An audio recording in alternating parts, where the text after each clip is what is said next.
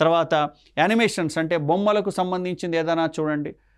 ఏదైనా సరే ఇప్పుడు అన్నీ యూట్యూబ్లో కానీ సోషల్ మీడియాలో కానీ ఈవెన్ మన టీసాట్ ఛానల్లో కానీ కొన్ని రకాల యానిమేషన్స్ కొన్ని రకాల చిత్రాలు ఇవన్నీ ఉంటాయి. దానివల్ల ఏమవుతుందంటే పిక్చరైజేషన్ రూపంలో ఉంటుంది కాబట్టి మీకు ఈజీగా గుర్తుంటుంది. ఒక మూవీ రూపంలో ఉంటుంది కాబట్టి మీకు ఈజీగా గుర్తుంటుంది. ఇలా సబ్జెక్ట్కి సంబంధించిన యానిమేషన్స్ అండి, నేను అనేది వేరే కాదు.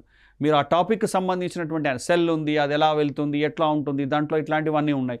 భూమికి సంబంధించినటువంటి యానిమేషన్స్ ఉన్నాయి, సోలార్ ఎక్లిప్ట్ లూనార్ ఎక్లిప్ట్ సంబంధించిన యానిమేషన్స్ ఉన్నాయి. ఇలా యానిమేషన్స్ చూడడం వలన ఏమవుతుందంటే మీకు అది బ్రెయిన్లో ప్రింట్ అయిపోతుందండి. మీరు వీటిని కూడా వినియోగించుకోవచ్చు. అఫ్కోర్స్ ఇది లాస్ట్ ఆప్షనే కావచ్చు, కానీ మీకు డెఫినెట్గా అది యూజ్ అవుతుంది.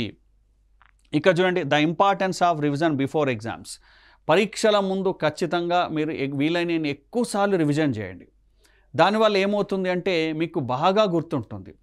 రివిజన్ ఎందుకు అంటున్నామంటే మీ ధారణ శక్తి జ్ఞాపక శక్తికి బాగా పెరగాలి అంటే బ్రెయిన్ ఎక్కువసార్లు దాన్ని రీకలెక్ట్ చేసుకోవాలండి. మీరు ఎన్నిసార్లు దాన్ని గుర్తుకు తెచ్చుకుంటే అంత ఎక్కువసార్లు అది గుర్తుంటుంది. కన్ఫ్యూజ్ కాకుండా గుర్తుండడానికి మనకు మెయిన్ చేయాల్సింది ఏంటంటే ఎక్కువసార్లు దాన్ని గుర్తుకు తెచ్చుకోవాలి. మరి ఎక్కువసార్లు గుర్తుకు తెచ్చుకోవాలంటే ఎక్కువసార్లు ఎగ్జామ్ రాయలేము కదా. అందుకే ఏం చేయండి, రివిజన్ చేయండి, లేదా ప్రాక్టీస్ టెస్టులు రాయండి, మోడల్ టెస్టులు రాయండి. ఇది కూడా ఒక రకమైనటువంటి రివిజన్ లాంటిదే.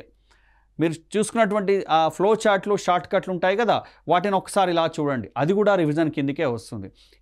ఇతరులతో చర్చించండి, అది కూడా రివిజన్ కిందకే వస్తుంది. ఇన్నిసార్లు దాన్ని మనం గుర్తుకు చేసుకోవడం వలన ఇంకెందుకు గుర్తుండదండి అది. ఇన్నిసార్లు మన బ్రెయిన్కు రీకలెక్ట్ చేసుకోవడం వలన అది డెఫినెట్గా గుర్తుంటుంది. సో కాబట్టి ఎక్కువ మంది ఏం చేస్తారంటే రివిజన్ అంటారు.